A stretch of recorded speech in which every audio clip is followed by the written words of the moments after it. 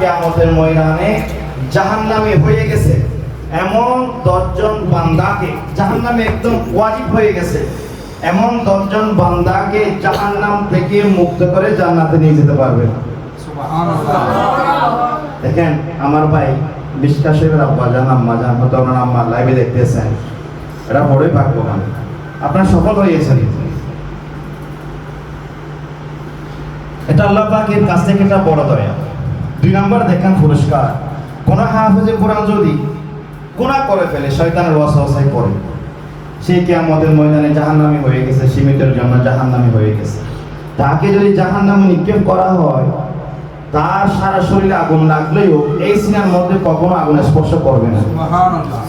3 number দেখেন, কোন হাফেজে কোরআনকে যদি দাফন করা হয়, মাটি কিন্তু খেয়ে ফেলে, কিন্তু হাফেজে কোরআনের এই সিনাটা কখনো মাটি স্পর্শ করবে না, আল্লাহ পাক হারাম করে দিয়েছে শুধু এই কালামুল্লাহ শরীফের মর্যাদার কারণে।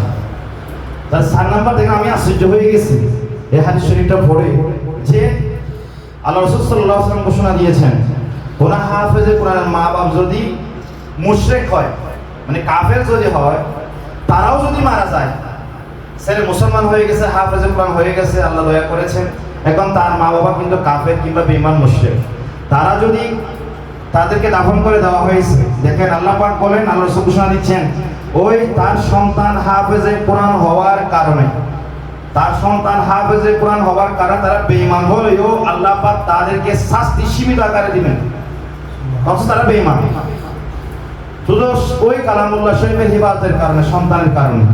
আরেকটা হাদিস শরীফ দেখেন, এটা বলে আমি শেষ করতেছি।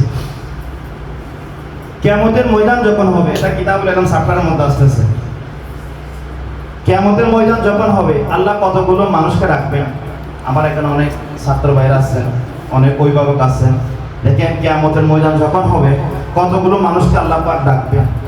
আল্লাহ পাক মা বাবার মাথার মধ্যে আল্লাহ পাক নূরের তাজ নিজ পুত্রদের হাতে পরিধান করে দিবেন। সবাই বলি না সুবহানাল্লাহ। আমার ছাত্র ভাই তোমরা শোনো, তোমরা যদি এই কাজ করতে পারো না, তোমাদের মা বাবা ধন্য হয়ে যাবে। দেখেন কতগুলো মানুষকে ডেকে আল্লাহ পাক নিজ পুত্রদের হাতে, ফেরেশতার মাধ্যমে না, কোনো মাধ্যম দিয়ে না, আল্লাহর পুত্রদের হাতে তাদেরকে আসন বানায় বসাবেন এবং তাদের মাথার মধ্যে 2টা, মাকে একটা দিবেন, বাবাকে একটা দিবেন, নূরের তাজ পরেই দিবেন। এই নূরে গোটা কিয়ামতের মধ্যে আলোকিত হয়ে যাবে। তো ফেরেশতারা এসে জিজ্ঞেস করবেন, হে আল্লাহর বান্দারা, তোমরা এমন কি কাজ করেছো যে কাজের কারণে আল্লাহ তোমাদের উপর এত খুশি হয়েছে? তোমরা এমন কি আমল করেছো, ন্যায় আমল করেছো, আল্লাহ খুশি হয়ে তোমাদেরকে এত কোটি কোটি মানুষের সামনে তোমাদেরকে সম্মান দিল? তখন ওই মানুষগুলো বলবে, আমরা নিজেরাও জানি না। ওই মা বাবা বলবে, আমরা নিজেরাও জানি না আল্লাহ কেন আমাদেরকে এত সম্মান দিয়েছেন, আমরা নিজেরাও জানি না। তখন আল্লাহ পাকের পক্ষ থেকে এলান করা হবে, হে আল্লাহর বান্দা বান্দিনী শুনো, হে আমার বান্দা বান্দিনী শুনো, তোমরা আমার জন্য কিছুই করতে পারো নাই, কিন্তু তোমরা যখন দুনিয়া থেকে চলে আসতেছো, দুনিয়াতে একটা আলেম নেককার সন্তান তোমরা জন্ম দিয়ে আসছো। ওই সন্তানগুলো যখন আমার দরবারে ফরিয়াদ করেন, তখন তোমাদের জন্য দোয়া করেন। ওই সন্তানের কারণে, ওই সন্তানের কারণে, এলমের কারণে, আমলের কারণে আমি তোমাদেরকে এই মর্যাদা দান করলাম।